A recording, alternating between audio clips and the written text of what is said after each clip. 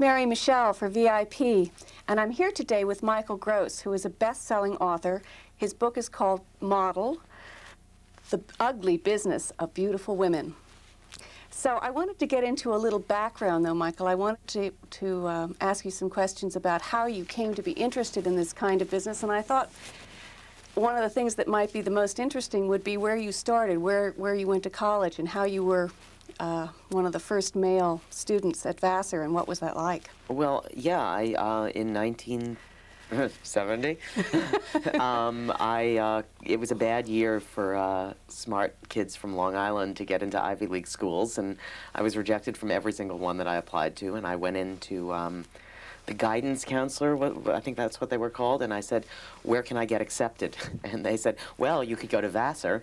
And I thought, isn't that a girls' school? And they said, yeah, but they're accepting men for the very first time. And 2 days later, indeed, Vassar was so desperate for men that they let me in, and I spent 4 years there, and it was the first coeducational freshman class at Vassar.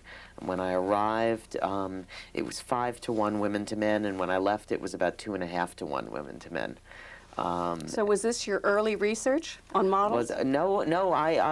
Unfortunately, I didn't have the presence of mind to to get involved in that way. It was sort of an anti-fashion time.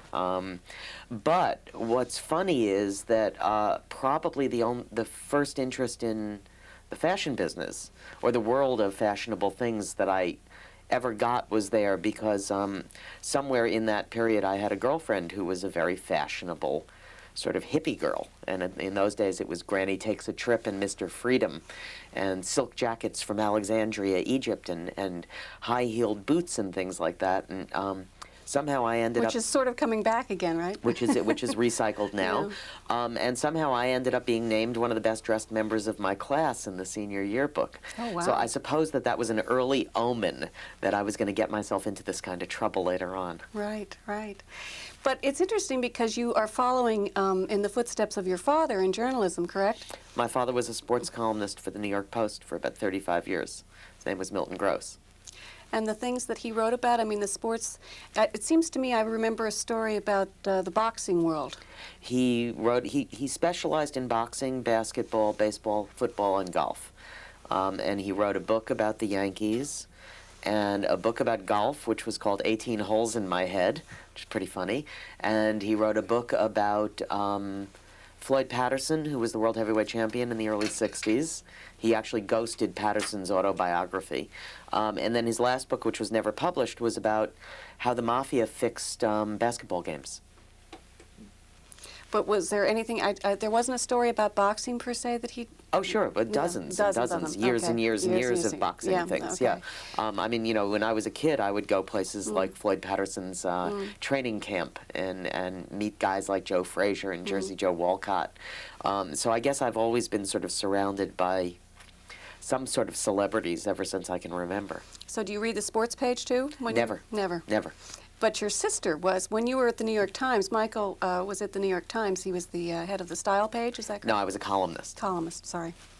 But the style page is more to do with fashion and... Yeah, well, we had this very interesting Oedipal situation. My sister came out of college and became a sports writer, and I got out of college and started writing about dresses.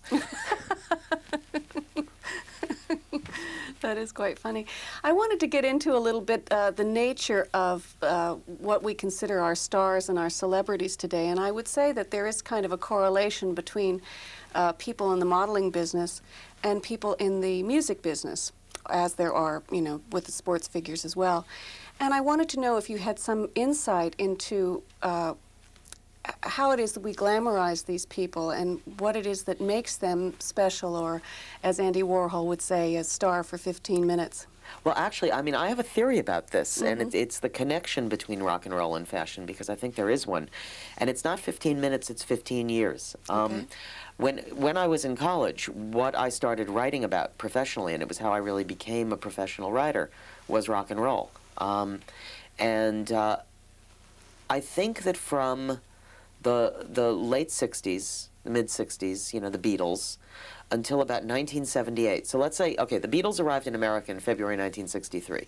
From that date until 1978, I think that rock and roll music was the most important cultural force in American culture, and possibly in the world, but let's just, for argument's sake here, stick to America. From the moment the Beatles arrived until, and I would say the end was probably Saturday Night Fever and Frampton Comes Alive, those two records in 1978, which sort of represented the ultimate bloated decadence of rock and roll. Those were the rock and roll years. The baby boom was the biggest market. Rock and roll was the thing that they were most interested in. Rock and roll set fashions. Rock and roll defined television in a lot of ways. It was really the locomotive that was pulling the culture for at least 75 million people out of the 200 million in America. And I think that what happened was it inevitably became decadent and bloated and awful, and you got corporate rock and all of that stuff in the late 70s. And right at that point, a number of things coincided. In 1977, this is a story that I tell in Model. In 1977, Studio 54 opened in New York, representing disco, which was the end of rock and roll. Within weeks of the opening of Studio 54, Elite Models, which was the biggest modeling agency in Europe, opened a New York office challenging what had until then been really the only important modeling agency in America, which was called Ford Models, and you were a Ford model, so you know it well. Until 77, Ford was it. Ford was number one. And now along comes Elite, and that started what was called the Model Wars. With, they were suing each other. I think Eileen Ford sued the owners of Elite for something like $11 million. It made all the magazines and all the newspapers. Simultaneously, 1977, 1978, the very first designer blue jean commercials went on television. Remember Oh La La, Ça Sent? Oh, yes. And then they were almost immediately followed by Gloria Vanderbilt and Calvin Klein. Nothing comes between me and my Calvins. And that represented a vast change in the fashion business. Same time, 1977, 1978, the high fashion designers of Europe began showing what was called ready-to-wear clothing. And they began doing fashion shows on a grand scale in Paris of lower price, not couture clothes, which were only bought by maybe 20,000 people, but clothes that could be accessible to far more people. So all of these events happened simultaneous with the change from rock to disco. And at that point, the baby boomers were all going into their late 20s, early 30s. The cutting edge of the baby boom was actually probably, well into its 30s at that point. And what you saw was a change in what interested them. And they went from, it went from you would pick up a girl in the 60s or the early 70s because of your record collection. And suddenly around 1978, 79, you would pick up a girl because you were wearing, the right designer clothing, because you had your Calvins on. Something changed, and suddenly, instead of defining yourself by your record collection and your ability to spout, Rolling Stones lyrics, you were defining yourself by what you wore and how you presented yourself in the world. And I think it also represented the fact that all of these people suddenly had more money. So instead of the number one consumable being a $4 record album, it became a $400 jacket. They had jobs. People had real lives. And it went from being, the big stars were no longer Mick Jagger and Bob Dylan. Instead, it was Calvin Klein and Norma Kamali and Yves Saint Laurent. So this all changed. And what's really interesting is that 15-year idea, 63 to 78, 15 years, you go to 1993, and what happens is the stock market crashes, the bottom falls out of the fashion business, and the supermodel phenomenon, which is another very important story I tell in Model, peaks in about 1993 and becomes bloated and decadent. And people our age, baby boomers, turn their attention from fashion, and they start worrying about things like jobs and home and computers, and they have all these new interests again. And it's as if a whole cycle has ended. Well, what about the phenomena of people like Madonna and Prince and all those people? Did they peak at the same time? Did they peak in 93? Just as people aren't going to stop wearing clothes because it's no longer the fashion decade, people didn't stop listening to music. So you had new stars come along, but music was no longer really the that it's a wonderful word, the locomotive pulling the train of the culture. I really think fashion was, and that's why people like Madonna and Prince Have done so well. defined themselves as fashionable artists. Yeah. You notice they had the VH1 Fashion Awards the other day, and who dominated? Prince was the Right. first thing who played, and the most important person who presented was Madonna. Two so-called rock stars who really define themselves by the way they present themselves. It's more their image than Right. than what they're singing even somehow. And both of these businesses, rock and roll and fashion, were both about smoke and mirrors in a lot of ways. It was all about presenting an image. And I think that that comes back to your question, which is the celebrities, the people who we sort of look up to, have been these self-created images, larger than life, and they reflected the culture at the same time. Right. Well, I think that's very interesting. I think we're going to take a little break now, and we'll be back. Great. Thank you.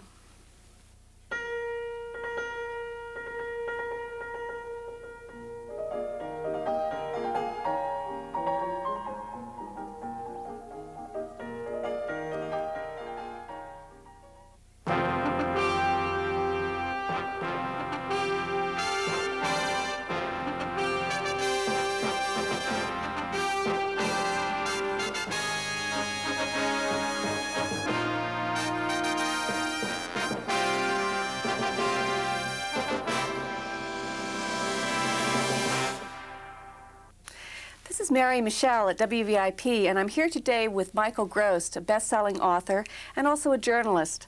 And we're talking about the nature of the fashion business and just the idea of idols in general and stardom and what all of that means. So I wanted to continue our conversation along the lines of this idea of glamour and the idea that is kind of a pet thought of mine, that the nature of people in stardom today, whether it's models, people in the rock and roll business, people that are image-oriented, that there's a certain hermaphroditic or androgynous quality about them.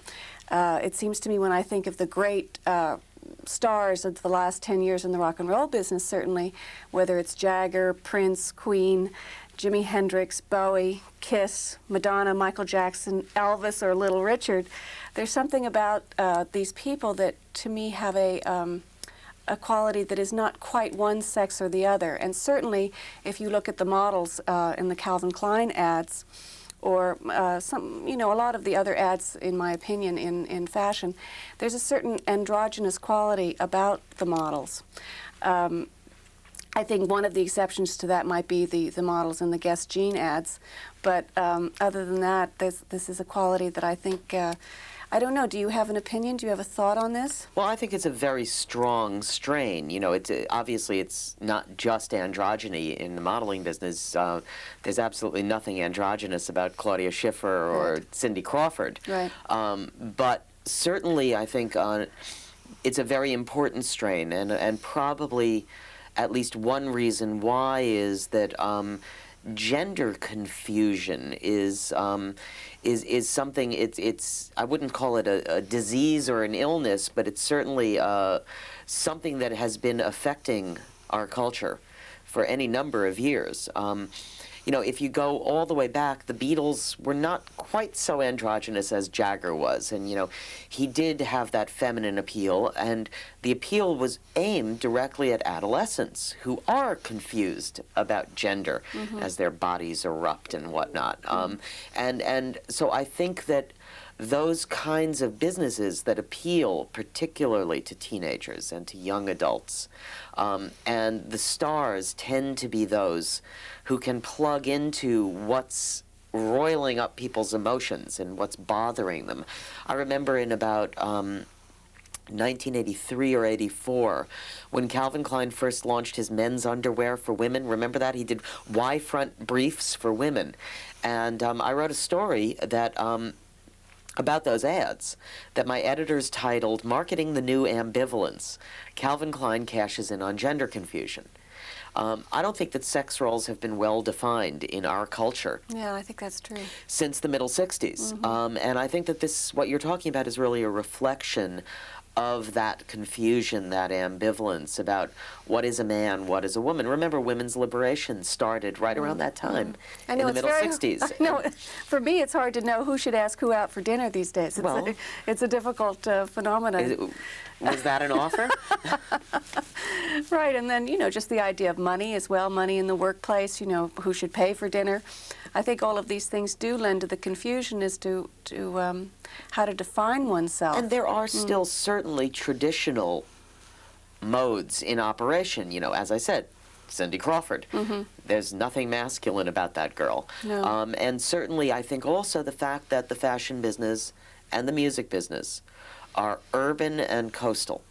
You know, the cities tend to attract people who live at the edge. They don't Literally. appeal. Yeah, they don't appeal to people who have traditional values.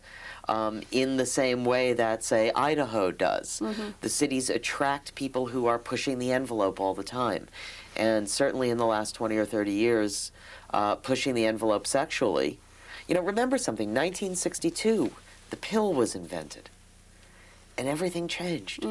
And there has been no equilibrium since then. Right.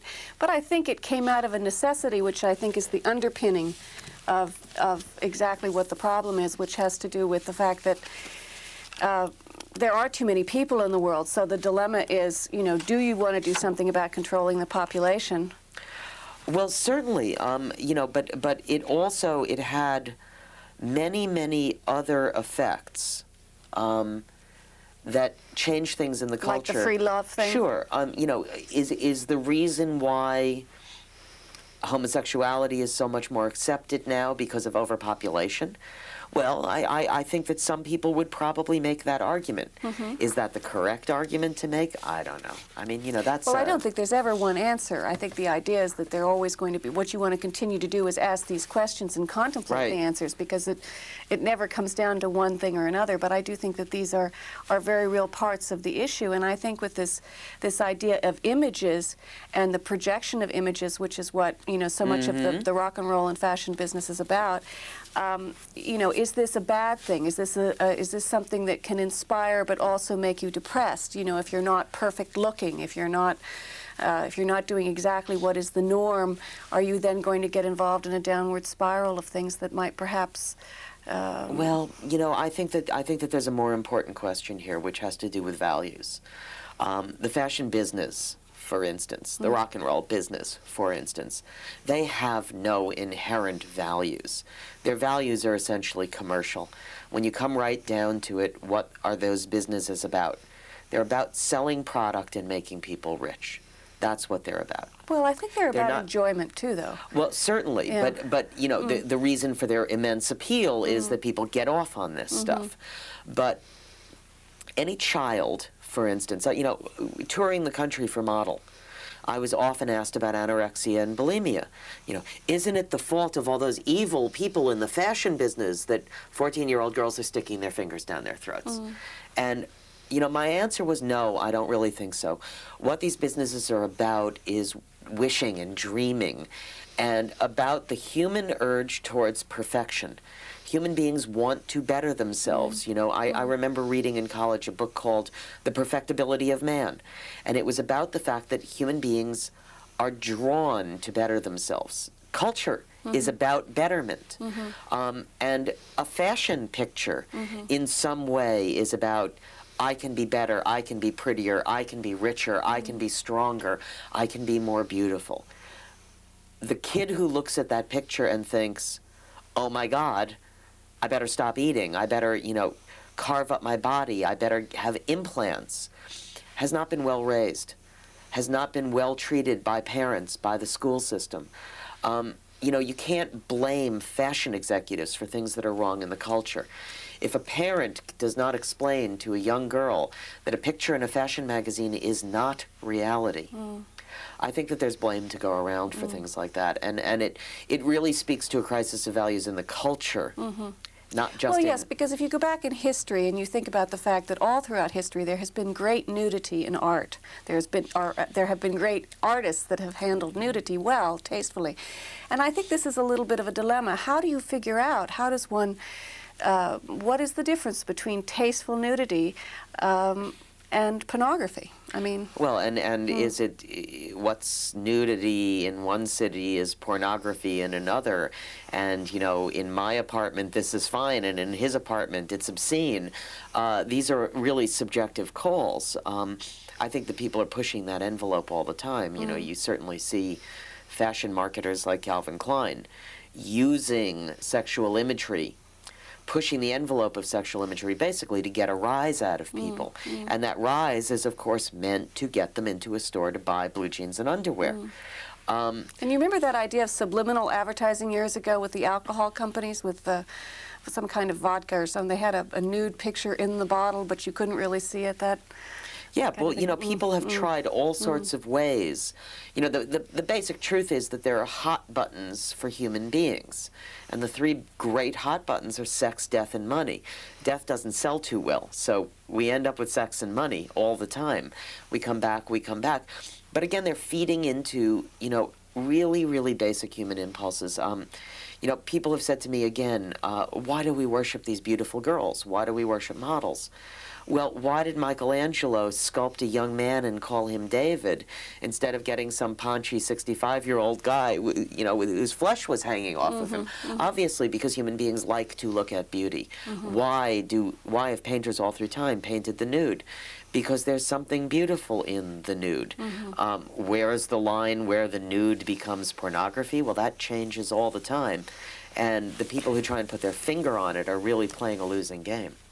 And I think also the thing about pornography or the nature of, you know, sex as titillation in general is something that is a fine line to draw as well, because I think there are elements where the nature of titillation is not necessarily a bad thing. Now, then you get into the conversation of, well, you know, it shouldn't be seen by children, and I think that's definitely true. But do you have a comment on this idea of the nature of titillation, and is that morally something that you have thought about? Well, or you would like to again, have? I think that, you know, that freedom of speech is an absolute. Particularly as a writer, I feel that way. As a person who deals in expression, and I think that the culture itself is the censor, if you will. If something is really abhorrent to most people, it won't be out there very long because it costs money to get images and words and ideas out into the marketplace of ideas. And if people don't buy them, the people who are hawking them will go out of business. And in order to have freedom of speech, you have to have things that some people find offensive. In order to find the limit at any given moment, people have to push it. People will push it. You know, there are all sorts of interests in the world. There are people whose entire day and night is spent thinking about nothing but sex. Hey, that's their way of living, Right. you know. Right. That's Yeah. to some people that might be their problem. To other people, that's their joy. You know, and who are we to criticize? Who are we to say? Obviously, sex is something that human beings like. They often repress it in a precise ratio to how much they want it. It's a But very they will discuss it, I think, more easily than they will discuss money. in some times and in some cultures and in some places. I think it changes depending upon where you are. Americans are much freer talking about money than Europeans are. If you just raise the subject of money to a European, they act as if you've made a mess at the table. Oh, Michael. Should we talk a little bit about your next book? Would you like to talk about this next book that Michael's going to be writing about Hollywood? He's going to be spending time out there. Well, first, since we've been talking about Model, if I could say Sure. that it's coming out in paperback at the end of March. Oh, of course, yeah. But from Warner Yeah. Books, and it's a mass market paperback with a hot pink cover and Cindy Crawford and Claudia Schiffer's pictures on the cover. All right. So if people haven't read it, they might look for that. While that's all going on, I'm going to be writing a book about the nature and the society and the business of Hollywood stardom, rather like Model, in that I'm going to be looking at how people become stars and how a business grew up around stardom. And beyond that, I'm just getting started, so I don't really know very much, Right. except that I've had this idea, and a publisher called Delacorte Press has proven interested enough that I'm going to be able to spend the next year investigating stardom and flying back and forth between New York and Los Angeles, and hopefully following some young kids around as they try to become stars, and at the same time doing what I call the archaeology of finding out how this business evolved from, you know, the arcades and the movie studios to the world of today, where agents and managers and you know, really seem to run Hollywood, and stars are paid $20 million for a single picture. I know, it's amazing, isn't it?